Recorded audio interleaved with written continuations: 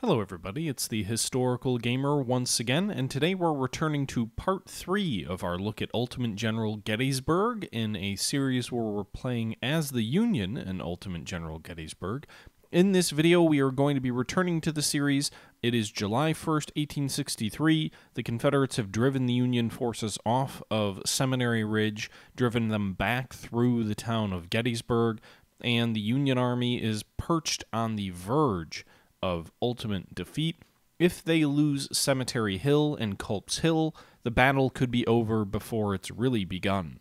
With that being said, this is a hypothetical battle, so the first two battles, I believe, are the historical battles of Gettysburg, but now we're on a hypothetical fight, assuming the Confederates decided to attack Culps Hill on the evening of July 1st, assuming they had listened to Lee's directive to attack that hill if practicable.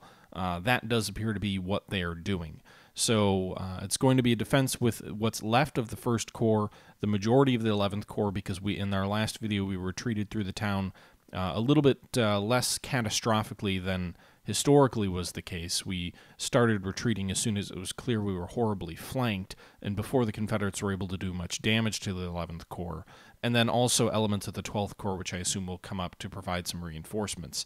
This was all taken from a live stream from a couple of days ago, so there are one or two items where sort of there's a notification that pops up from people donating or things like that to the channel. I do apologize for those, but I wasn't able to edit those out in this particular video without making really jumps, random jumps or poor transitions. So those did stay in, so there's one or two spots where you'll get a random rebel yell and a drop down. But other than that, I hope you guys enjoy the video. Let me know your thoughts below, and we'll see if we're able to hang on and keep the battle going or if it'll end here. I've been pretty pleased with my performance so far. We won the first battle in a minor victory. The second battle, despite the retreat, was still a draw. So thus far, the Confederates haven't won a victory, but we'll see if that stays the same in this video or if things change. All right, guys, hope you enjoy, and I'll catch you at the end. So the enemy is going with the bold option. They are going to try and defeat us on July 1st. Confederate scenario is Confederates crush the Union early on.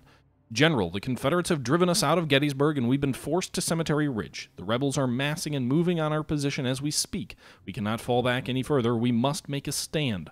All of our forces are deployed near the cemetery and Culps Hill. We have a strong position and good fields of fire from which we can make our defense, but make no mistake, losing this area could mean the loss of the battle. God help us all, General. God help us all. Oh boy, it might be a bad day for the Union. All right, so we have 14,057 men. The enemy has 8,094 men, 67 guns versus our 54. They are expected to send an additional 6,300 soldiers as reinforcements. I would assume those are... I'm not really sure who those are. Maybe it's Ewell's 3rd Division that really didn't... Johnson's Division. The Union is expected to get 7,700 men more. I assume those are from Slocum's Corps. You can see here Major General Henry W. Slocum. Geary's and Williams Divisions are our expected reinforcements. Howard's Corps and Reynolds Corps are on the field. They both have around 35% casualties so far, so they're both gamely hanging in there. The Cavalry Corps has like one more unit left.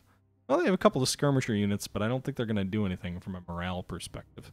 The Confederates, meanwhile, they've got Ewell and Hill's Corps. Hill's Corps has lost over 40% casualties. More than 60% of Heath's division has become a casualty. Pender's is lower at 35. Artillery reserve is at 30. Ewell's Corps, Early's division, yes, it's Johnson's division, by the way. Early's division lost about 40% casualties. Rhodes's division is more or less fresh, 16% casualties.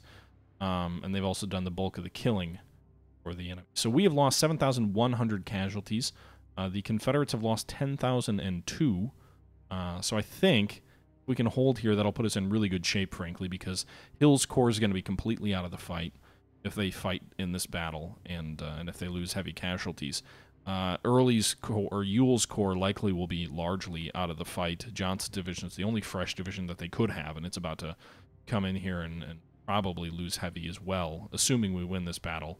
That would basically, they've got Rhodes and Johnson's that are still effective, but Early's division is in rough shape. So I think if we can win this battle, we'll have shattered at least 4, maybe 5 Confederate divisions.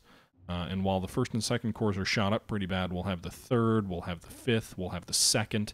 all completely fresh. Eventually, we'll have the 6th completely fresh, and the only corps the Confederates won't have lost heavily with is Longstreet's.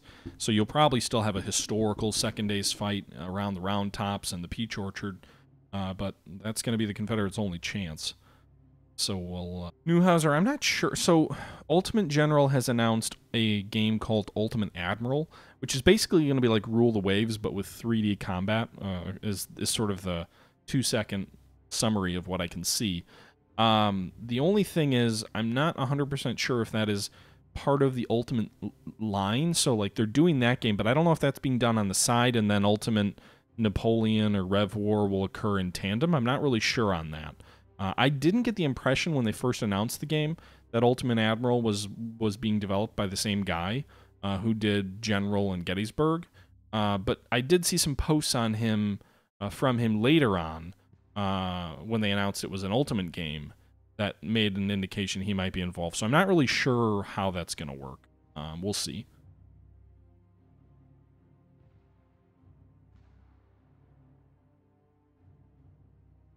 The attack obviously was deemed practicable.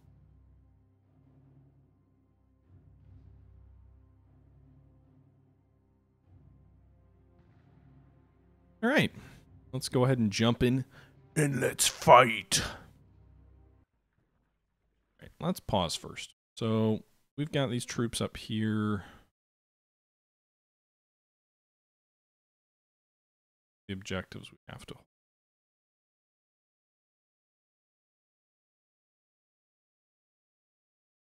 Like how my troops are laid out. Smith. Skirmishers are going to move Biddle in. He's going to be a reserve.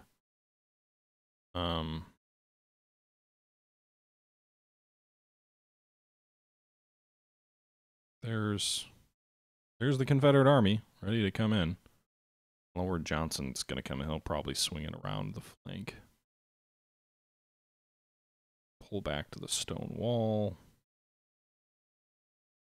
Custer. Wall, you're going to Custer over here. Well, Stannard's brigade's someone's gonna have to stick around on this objective just in case they swing wide.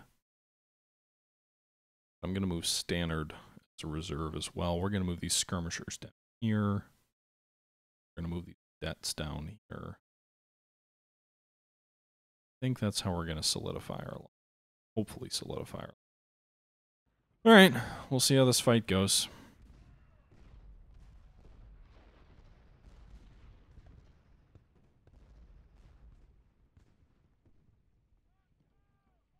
Looks like the whole Confederate line's coming forward more or less in unison.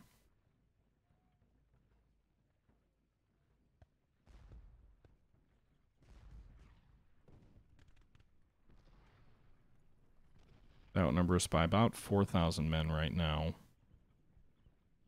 Which doesn't sound like a lot, except when you consider that that's better than 25%.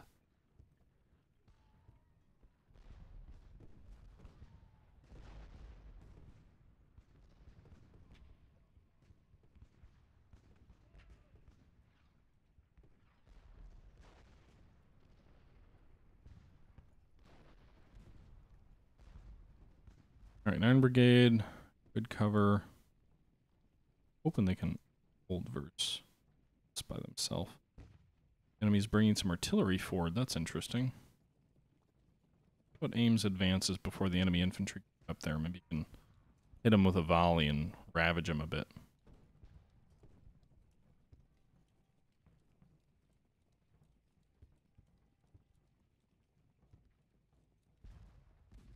I want you to charge him, Ames. I just want you to shoot a volley at him. Apparently do basically no damage.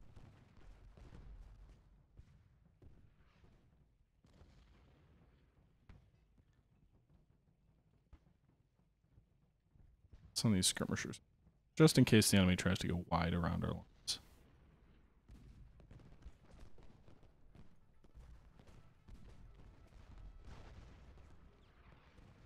All you come up here.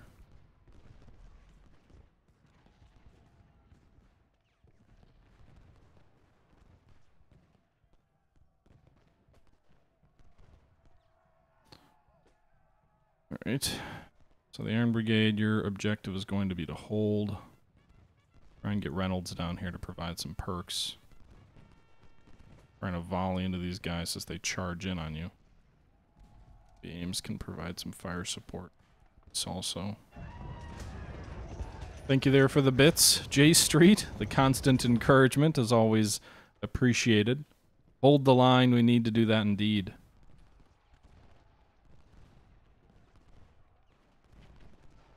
There you go. Nice volley into Thomas's line there. He's going to pull back. So,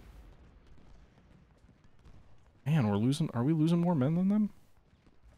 Are they really fighting here? 3-8. It's about even so far. Slocum's corps is arriving. Presumably that means that Johnston will be arriving here any moment.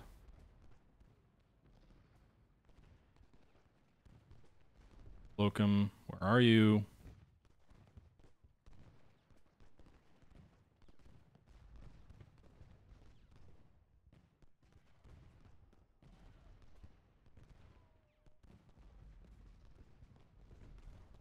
Alright, McDougal. Get your troops up on the field instantly. Both artillery corps deploying to the southern ridges.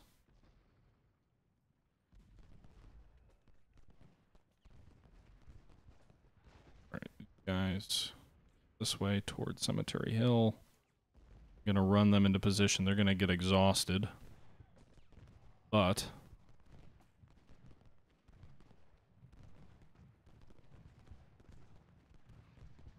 you need them.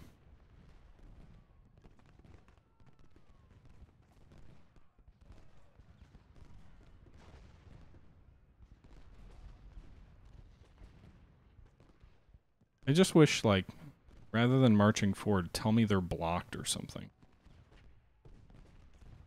Alright. So skirmishers are out there. Gordon's moving up Culps Hill. Bucktail's flank. Dunsky. Cutler. Leffling Flanning. What's he holding up? Corral. 20.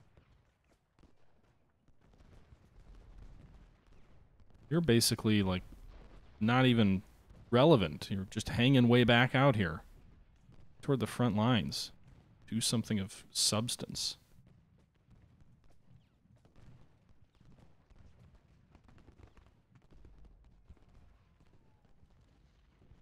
Get over to Culps Hill on the double. Andy, get up toward Cemetery Hill. Kane, get over to Cemetery Ridge. So, additional reinforcements being rushed up. Again, I know condition does impact how well your troops fight, but I need the rifles on the line before I worry too much about effectiveness. Meanwhile, we now outnumber the rebels. Presumably, Johnston's division will come up here shortly, though, and change the calculus. Or the arithmetic, or whatever. Whatever your math choice is. Right, Biddle, you get up there. Ruger, you can stop running. Form a second line of defense with Biddle facing north. Ruger will be on his flank. Google, you can stop running too.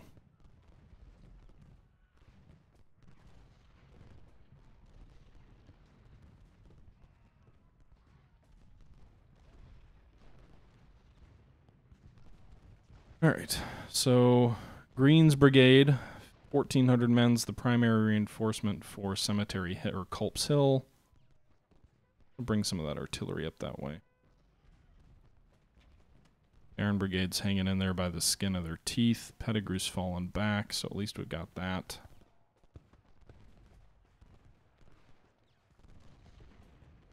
Alright, Paul's Brigade's fallen back. We'll move Biddle in. I didn't realize he was still running. Good God, 2,000 men there. 20,000, so we've got about a 3,800 man advantage. At the moment.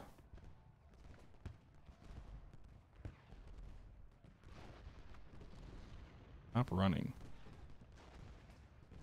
Not going to do any good running in there like that.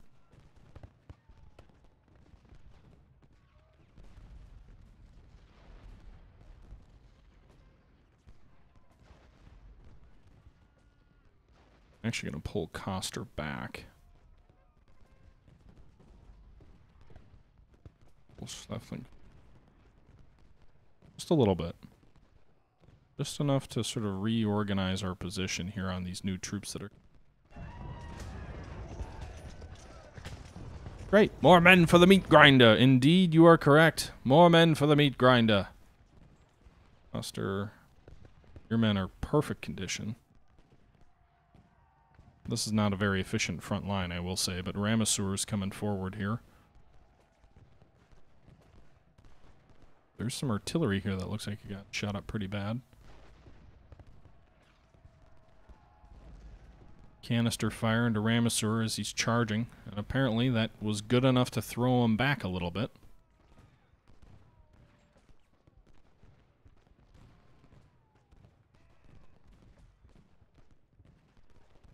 Firing into Ramessur as he runs back. There you go. Ramessur's held at bay. The Iron Brigade continues to do its job. Meanwhile, Green's Brigade is recovering its conditioning. All these other troops hold in and around. Oh, Gordon's down to 4. Oh, wow. That's good news. Gordon's down to less than 500 men in his brigade. Meanwhile, the real fight seems to be shaping up here around Cemetery Hill, where Rhodes's division, which is what Ramessur and Iverson and... Not sure about the rest of these guys, but Ramessur and Iverson for sure are part of Rhodes's division. They're getting shot up a little bit. The Iron Brigade is gonna is historically being chewed up as they historically were.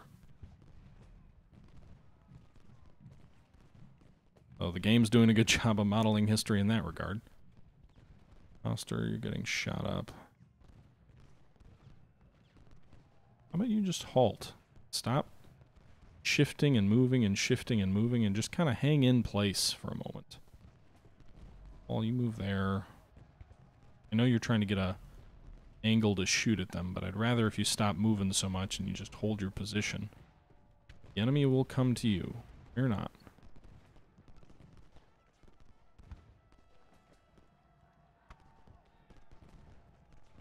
Iverson coming forward, so is Perrin now. There's 2 enemy brigades charging. Another point-blank volley, and Iverson has driven him back. Perrin's also been stopped.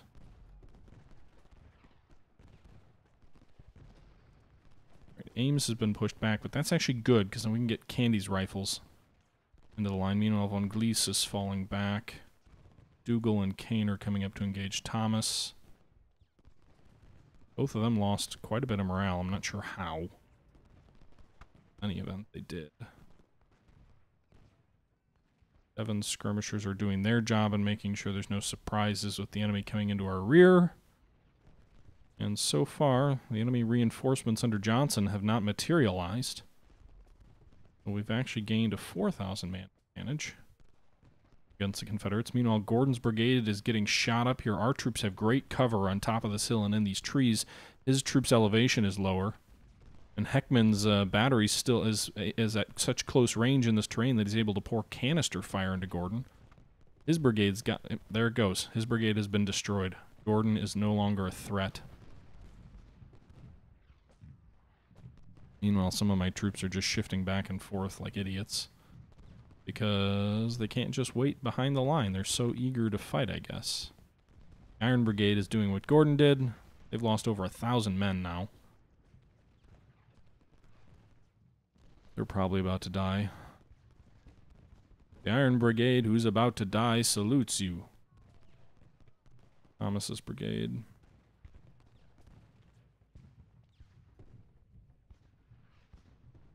Alright, so they've still got some big regiments here. Daniels is a large one. Ramessur's is a large one. Iverson's been shot up pretty good. I'm wondering if this is a trick, and if Johnson's division won't show up unless the battle gets extended. Perrin's pretty well shot up, too. Stop running.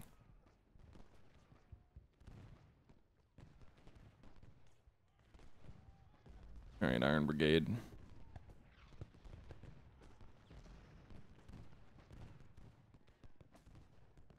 At least 2 brigades have not done very well. Pettigrew's coming forward again.